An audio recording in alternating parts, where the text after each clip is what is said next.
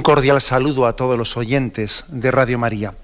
Un día más, con la gracia del Señor, proseguimos el comentario del Catecismo de nuestra Madre la Iglesia. Venimos dedicando ya una serie de programas. Hoy creo que vamos a concluir el apartado que tiene como título La justificación.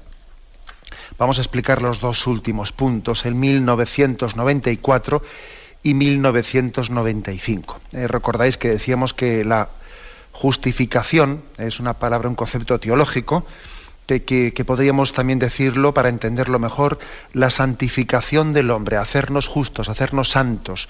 Dios nos redime, ¿bien? Justifica al hombre, le hace santo. Bueno, dice el punto 1994. La justificación es la obra más excelente del amor de Dios, manifestado en Cristo Jesús y concedido por el Espíritu Santo. San Agustín afirma que la justificación del impío es una obra más grande que la creación del cielo y de la tierra, porque el cielo y la tierra pasarán, mientras la salvación y la justificación de los elegidos permanecerán. Dice incluso que la justificación de los pecadores supera la creación de los ángeles en la justicia, porque manifiesta una misericordia mayor. Se define, por lo tanto, en este punto 1994, a la justificación, a la obra de santificación del hombre, como la obra más excelente del amor de Dios, la obra más excelente del amor de Dios. Sabéis que aquí se habla, la tradición de la Iglesia ha hablado de las dos creaciones, la creación natural y la creación sobrenatural. Y es lo que aquí compara, ¿no? Pues para que caigamos en cuenta de qué don tan grande, ¿no? De cuán grande es el don que hemos recibido al ser justificados, al ser santificados, al habérsenos otorgado el perdón de nuestros pecados, ¿no? Y hechos hombres nuevos.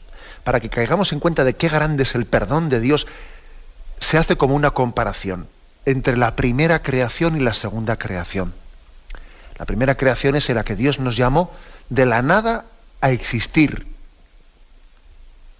Podíamos perfectamente no existir. Es más, lo lógico es la nada. Lo lógico es que existiese Dios y punto.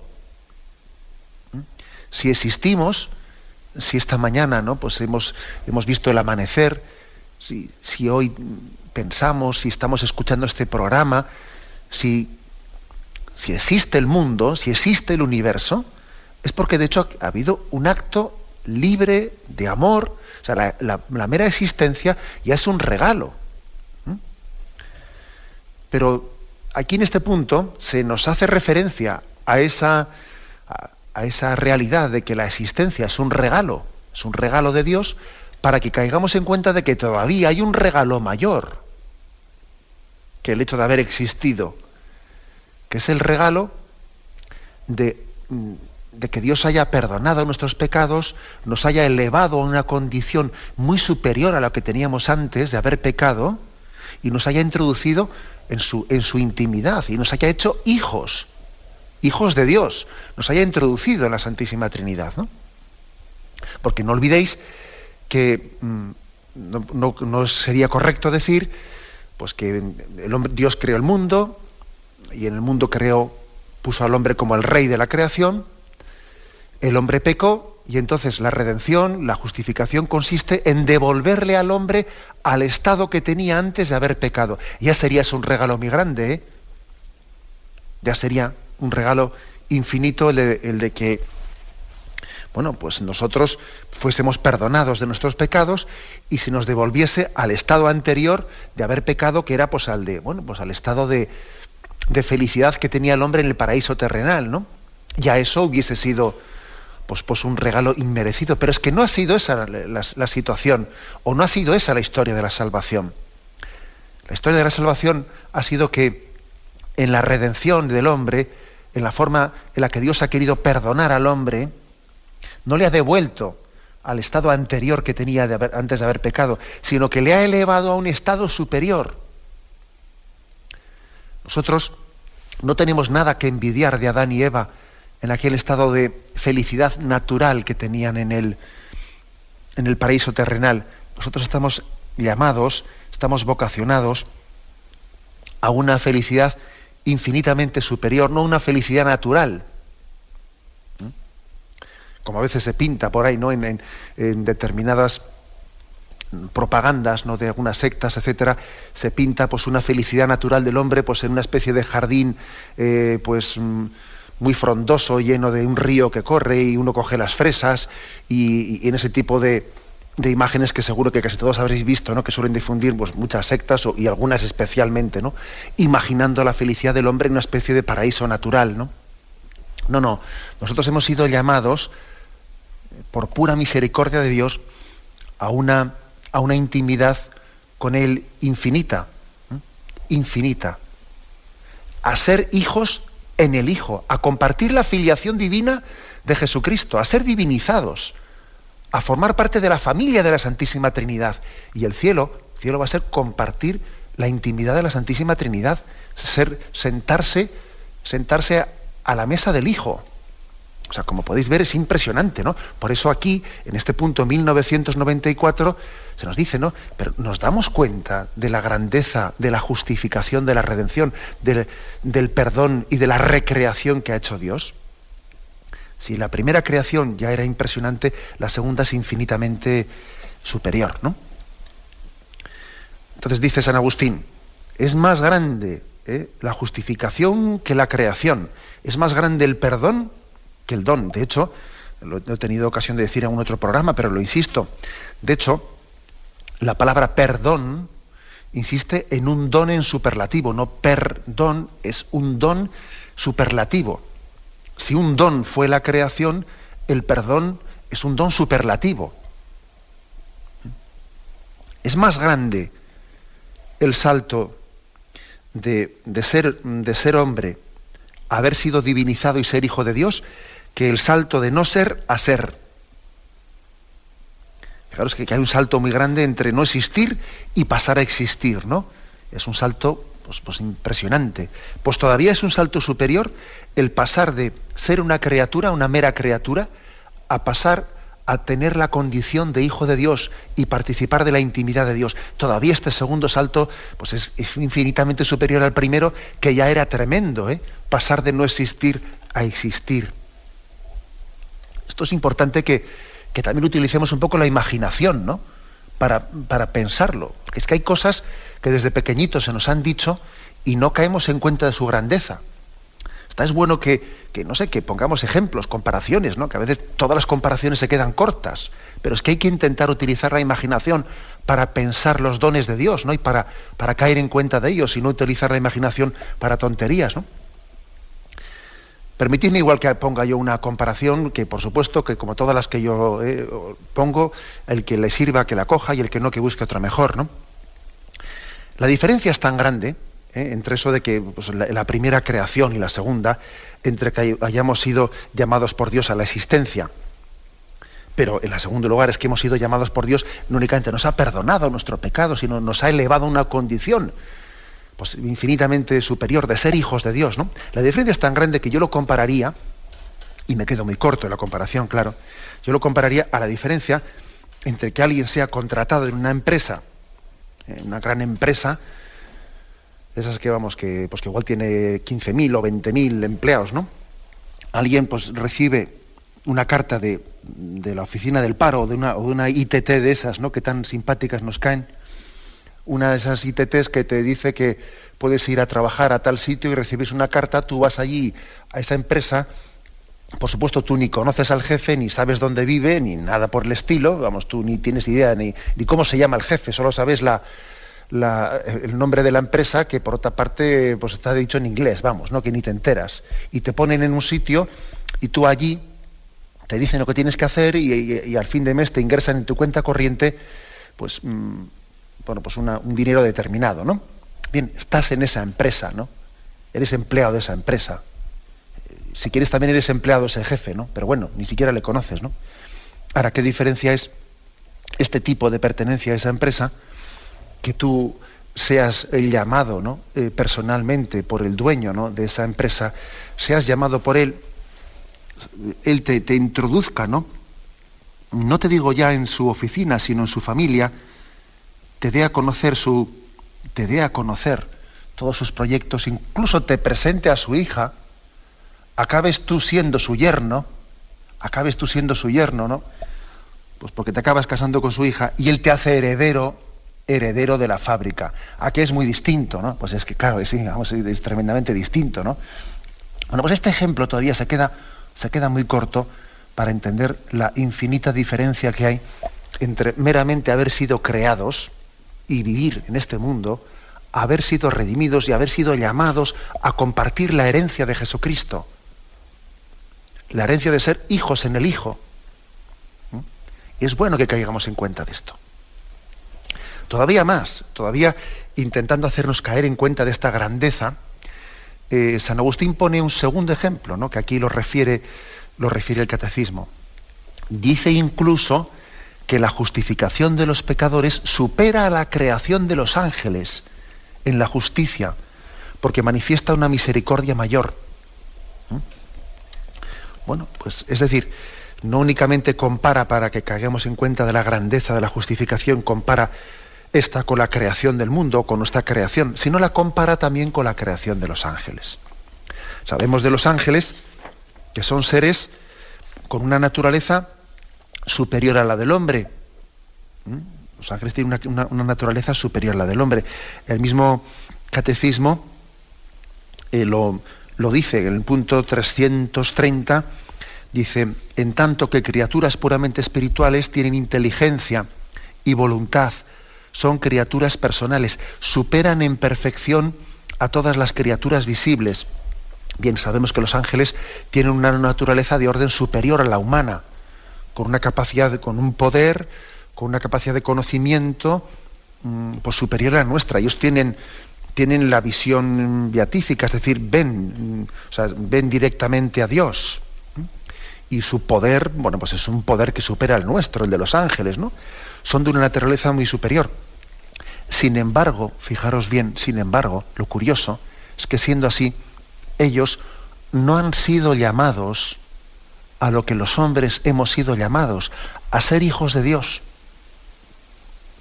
Ellos no han recibido una vocación tan grande como la nuestra en la justificación, en la redención. No, ellos no están introducidos en esa condición de filiación divina.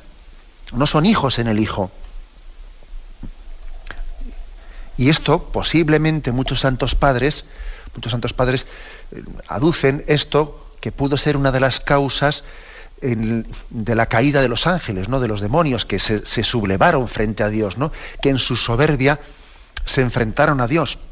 Y muchos padres explican ese hecho de la soberbia pues por el hecho de que en la envidia no soportasen ver que en el plan de Dios los hombres, siendo de naturaleza inferior a los ángeles, fuesen llamados a un destino superior, de mayor intimidad con Dios, ¿no? O sea, que les pasó un poco aquello que cuenta el Evangelio de San Mateo en el capítulo 20.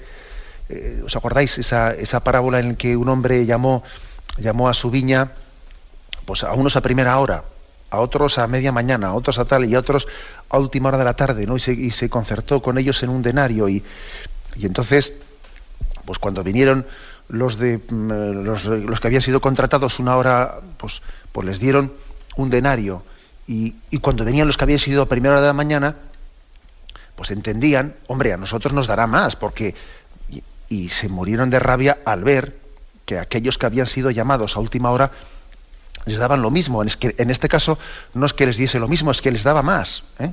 O sea, les daba más. Precisamente a nosotros se nos ha dado una herencia superior a la de los ángeles.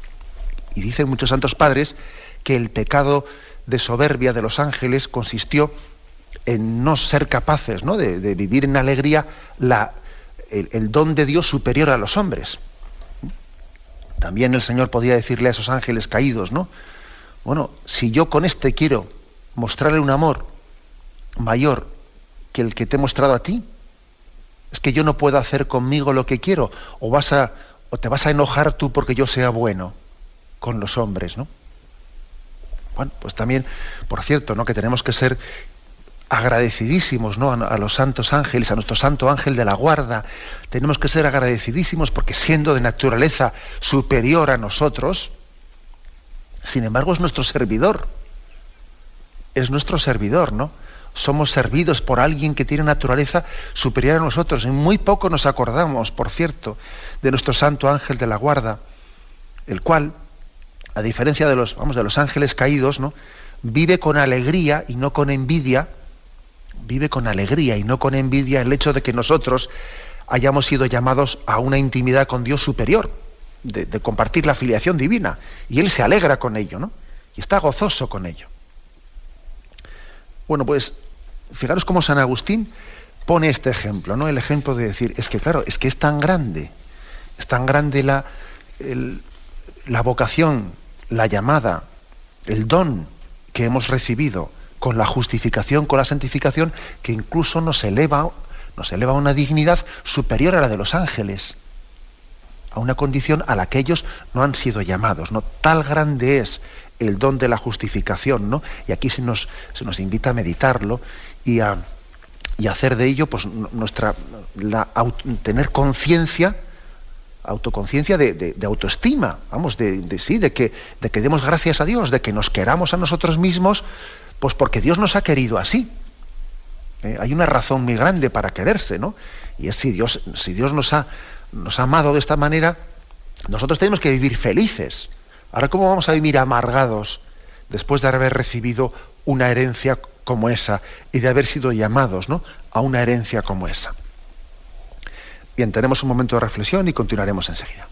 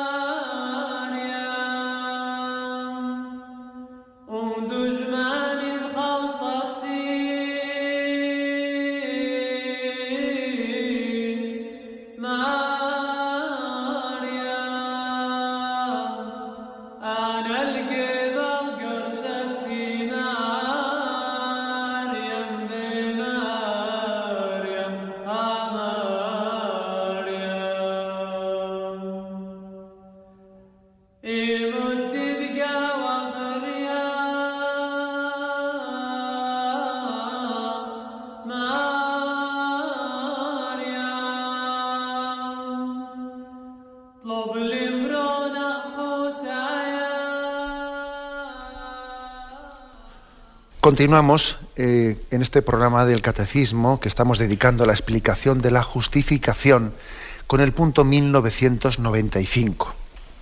Dice así: el Espíritu Santo es el Maestro interior. Haciendo nacer al hombre interior, la justificación implica la santificación de todo el ser. Aquí viene un texto de la carta a los Romanos que luego leeremos, pero ahora vamos a quedarnos con esta afirmación de que el Espíritu Santo es el Maestro interior que nos hace haciendo nacer al hombre interior. Hay dos textos que refiere el Catecismo, que son dos afirmaciones de San Pablo en las que habla de la existencia del hombre interior. Una es Romanos 7:22, que dice: pues me complazco en la ley de Dios según el hombre interior. Efesios 3:16, para que os conceda, según la riqueza de su gloria, que seáis fortalecidos por la acción de su Espíritu en el hombre interior. hombre interior, ¿no? Bueno, ¿qué significa? O sea, a qué nos referimos con el hombre interior? Y además, estamos hablando de la justificación, de la santificación. Yo creo que lo importante es que entendamos que la santificación, la justificación del hombre, el hacernos santos, Dios lo ha llevado a cabo, a ver si me explico, ¿cómo lo diría? De dentro hacia afuera, no tanto de fuera hacia adentro. La forma en la que el Señor tiene de santificar al hombre es de dentro a afuera.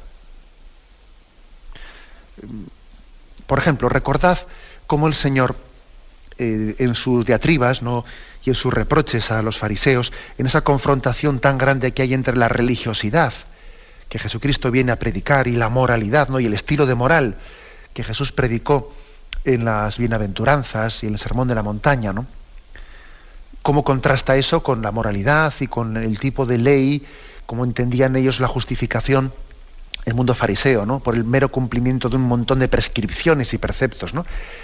La diferencia está en que Jesús plantea la santificación de dentro hacia afuera y el mundo fariseo la interpreta de fuera hacia adentro.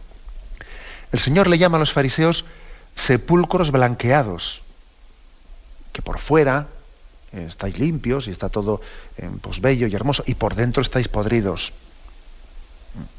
Y sin embargo, la santificación de Jesús comienza por cambiar el corazón. Y cambiando el corazón ya cambiarán por fuerza, por consecuencia, exteriormente las obras. La santificación comienza con un don interior de que nuestro corazón, por la fe se adhiera a la caridad. El amor transforma interiormente el hombre. ¿No? Esto se llama el toque de conversión. Jesús toca el corazón y te hace bueno. Y te hace bueno, con deseo de ser bueno, ¿no? Pues por ejemplo, en el caso que yo tantas veces suelo citar, el de Zaqueo.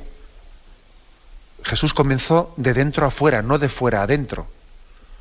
O sea, entró en el corazón de Zaqueo, le tocó el corazón, Zaqueo se sintió querido, y sintiéndose querido y amado, cambia su corazón, no cambia pues una forma egoísta de percibir la existencia. Entonces, cuando el corazón de Zaqueo cambia y pasa a ser regido por la caridad de Cristo, entonces cambian las obras externas. Es cuando él dice, si en algo, la mitad de mis bienes se la doy a los pobres, si en algo he robado a alguien, ya iré devolviendo. O sea, sus obras externas, lógicamente, irán cambiando, pero porque su corazón ha sido tocado por el amor de Cristo. O sea que la santificación de Cristo, el estilo del cristianismo, va de dentro a fuera, no de fuera a dentro, como los fariseos pretendían, ¿no? Que ellos pretendían que la santidad era fruto de una pureza ritual, ¿no? Si tú te lavas las manos, si tú no te contaminas, si tú cumples no sé cuántos preceptos, si tú exteriormente cumples unas normas, si tú respetas el sábado y no metes la pata, entonces interiormente serás justo. No. Y Jesús denuncia eso, dice, sepulcros blanqueados. Estáis por fuera cumpliendo unas normas y por dentro, vamos, estás podrido, estás que odias al prójimo. Vamos, le odias y eres más malo que Caín, vamos. Bueno, pues esta es la diferencia. La justificación de Jesús es de dentro hacia afuera y no de fuera hacia adentro. Comienza la justificación cuando el corazón ha sido tocado por la gracia. Y Él ha permitido que la gracia entre dentro de nosotros, ¿no? Y entonces comienza la transformación del hombre. Esto tiene muchas consecuencias, ¿no? Este estilo del de fuera hacia adentro y no de dentro hacia afuera, de Jesús, tiene muchas consecuencias. Por ejemplo, la moral cristiana pues será siempre esencialmente distinta a la ética pública, a esta ética social, que también es necesaria, ¿no? Pero claro, cuando los estados regulan el comportamiento social del hombre y lo regulan en leyes, en normas, ellos, lógicamente, ellos únicamente regulan el fuero externo, ¿no? Pero ellos se quedan afuera, pero no entran en el hombre interior. La ética pública y social se queda en el hombre externo, no entra en el hombre interior. bueno, pues que el hombre tenga determinada educación, que tu libertad termina donde empieza la del prójimo, y por lo tanto hay toda una serie de normativas, bueno, pues eso, que como el código de circulación, vamos, ¿no? Que cuando pones rojo tienes que pararte porque así el otro puede pasar, y es una especie de ética que no nace del corazón, sino nace de que tenemos que poner unas normas exteriores, pues para que haya también una posibilidad de convivencia, pues un montón de pactos sociales que se convierten en leyes, pero que no implican la transformación del hombre interior.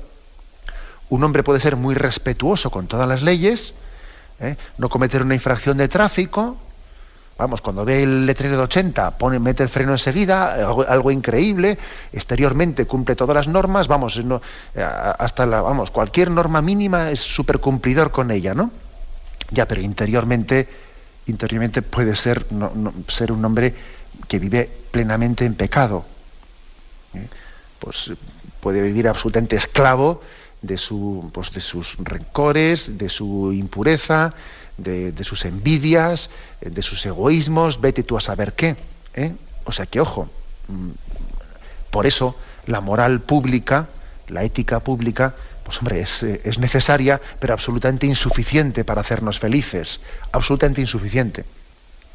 Y es más, cuando se está hablando, y no hablo ya de la ética pública como que es necesaria, ¿no? Pues hombre, la regulación de nuestra convivencia, sino cuando se pretende, como hoy en día se pretende, ¿no?, reducir la moralidad a una ética de lo políticamente correcto, ¿no?, de ciertos valores que se llevan y entonces se asumen, ¿no?, y otros se olvidan porque no se llevan, no están de moda, ¿no? Pues es que entonces se cae en unas contradicciones tremendas, ¿no? Se cae en unas contradicciones tremendas en las que, como el hombre interior no ha sido transformado, sino que únicamente el hombre se ha conformado a lo que socialmente, ¿no?, pues se lleva bien, pues bueno, pues resulta que puede estar encumbrado en nuestra sociedad, puede estar encumbrado pues cualquier persona, pues que yo qué sé, no quiero poner ningún nombre, pero vamos, ¿no? Pues es que estamos viéndolo continuamente. Resulta que pues una persona que es admirada, que es un jefe de Estado y que, vamos, ¿no?, pues nos está ahí presentando su última amante, y aquí nos permite, aquí tenemos el espectáculo de cómo rechaza a su mujer anterior y aquí nos presenta una amante suya y nada, y aquí tenemos que entender que es la dama de honor de la República, pues porque se ha casado con una amante que él tenía, y toma ya, ¿no? Y es el hombre que dirige los destinos de la nación, O un cantante, ¿no? Pues un cantante de ópera que todo el mundo le envidia, pero que bien canta, y es un hombre, vamos, socialmente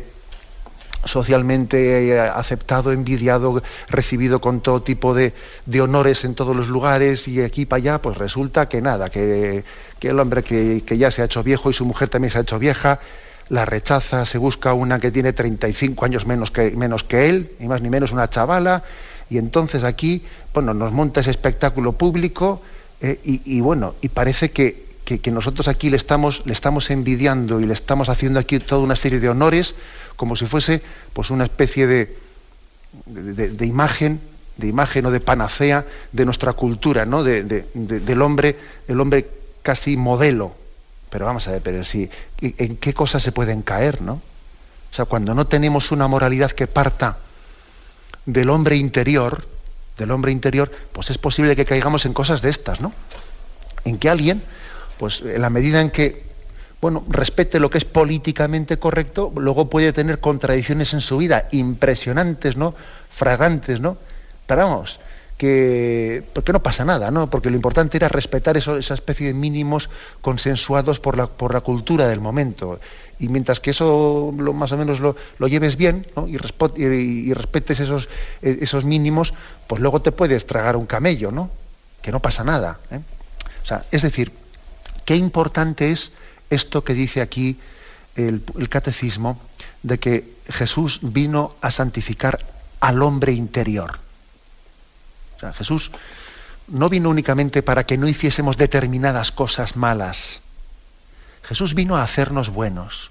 Jesús vino a transformar nuestro corazón, ¿no?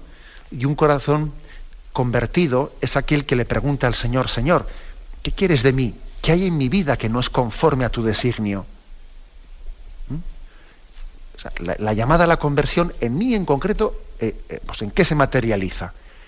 Claro, es muy distinto eso, que adaptarse meramente a lo políticamente correcto. Dejarse interpelar por el Señor cuando su amor, cuando su gracia toca tu corazón, toda tu vida queda transformada, ¿no? Insisto, la moralidad de Jesucristo, su discurso moral, se plantea de dentro hacia afuera, no de fuera hacia adentro. De dentro hacia afuera, cambiando el corazón del hombre, llenándose, tocando por la caridad de Cristo el corazón del hombre, comienza un proceso de transformación, bueno, pues de nuestras cosas externas. Que esto, por ejemplo, se ve con frecuencia cuando un confesor va viendo que un penitente ha sido tocado por la gracia del Señor, y según va avanzando en la vida espiritual, según va avanzando en ella, pues va dando importancia, como ha sido tocado por dentro, poco a poco va dando importancia a cosas que antes no daba importancia. Y ahora cuando se confiesa, pues igual le dice al confesor, pues fíjese, yo ahora me estoy fijando en cosas que antes no les daba importancia en mi vida, porque estos detalles de mío con los vecinos o tal, cual antes no me fijaba en ellos, y ahora me doy cuenta, claro, porque el hombre interior ha sido transformado y poco a poco las obras externas se van adecuando al hombre interior. El proceso de justificación es de dentro hacia afuera, no de fuera hacia adentro. Bien, tengamos un momento de concluir con este punto 1995, con el que se finaliza el apartado sobre la justificación en este apartado del Catecismo de la Iglesia Católica. Decíamos, pues cómo estos textos de San Pablo, Romanos 7:22 y Efesios 3:16, hablan del hombre interior y de cómo la justificación, la santificación del hombre, pues comienza transformando el hombre interior, ¿no? Con su gracia, tocándole con su gracia. El hombre se abre por la fe, se abre a la acción de la caridad, ¿no?, que transforma el hombre interior. Bueno, pues dice que el Espíritu Santo es el maestro interior. Una expresión muy hermosa y muy profunda, ¿no? El Espíritu Santo es maestro de la santificación interior, es maestro de nuestra vida interior. Él es, podríamos decir, el arquitecto, el alfarero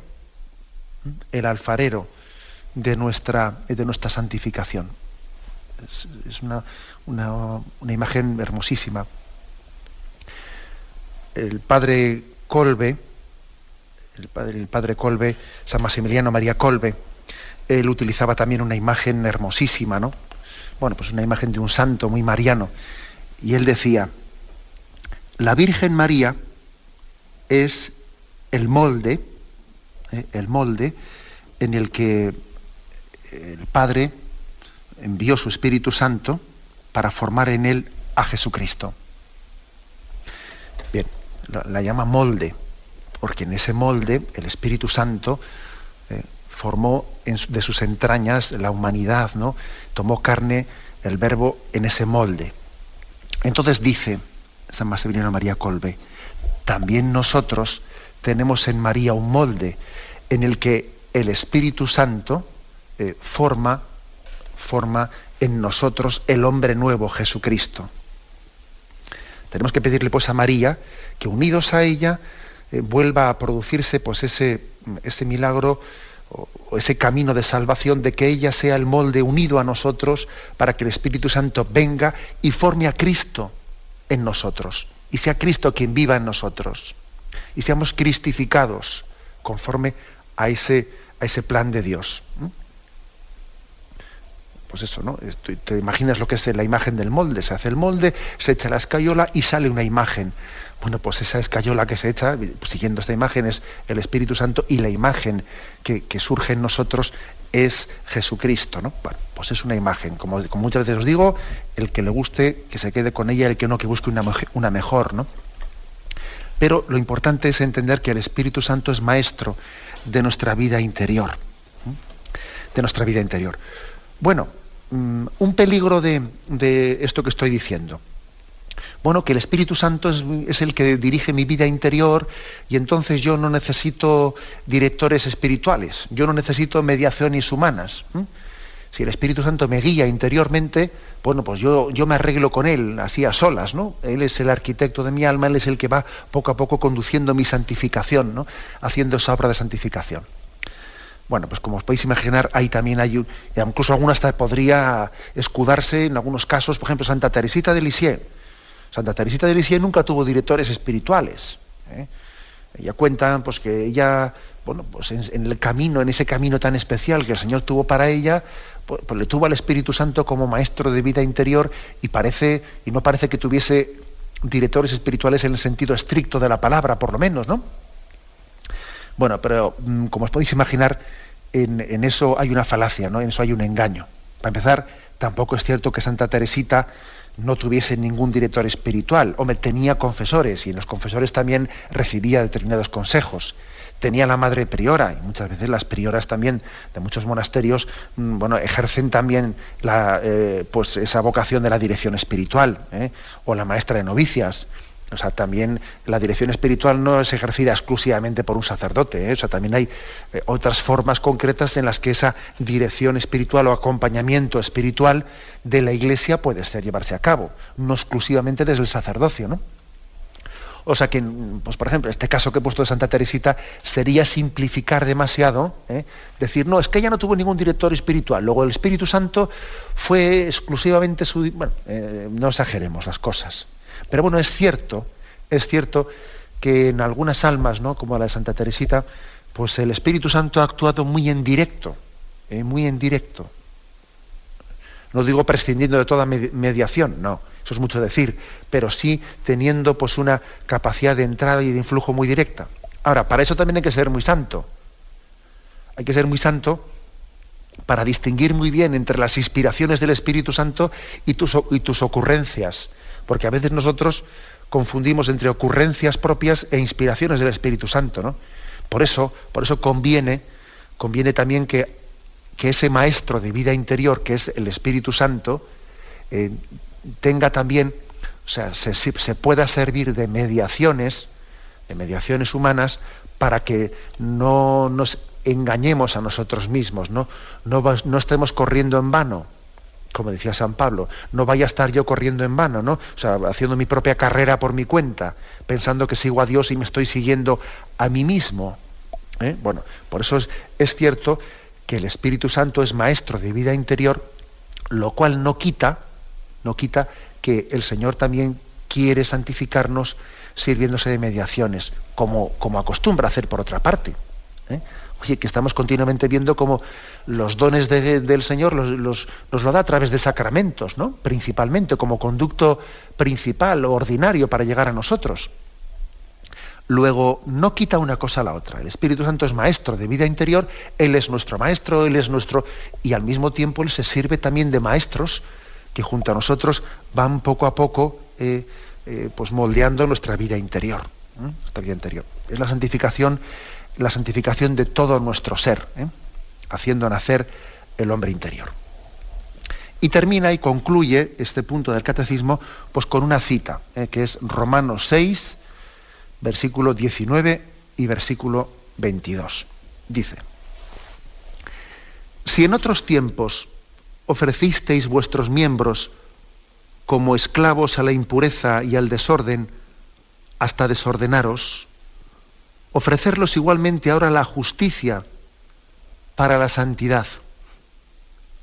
Al presente, libres del pecado y esclavos de Dios, fructificáis para la santidad y el fin, la vida eterna. Bueno, pues es una invitación que se nos hace un poco como conclusión de este capítulo, ¿no? Sencillamente a tomarnos en serio, ¿no? A entregarnos con alma, corazón y vida. Alma, corazón y vida a esa tarea pues de la santificación. Y recuerda este texto de San Pablo, pues cómo hemos sido esclavos y hemos vivido en el desorden.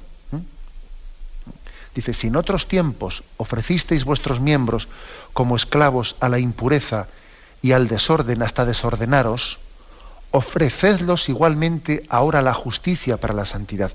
Es decir, la santificación, la justificación, aquí se describe por parte de San Pablo como un gran orden, o sea, como volver a ordenar lo que ha sido el plan de Dios.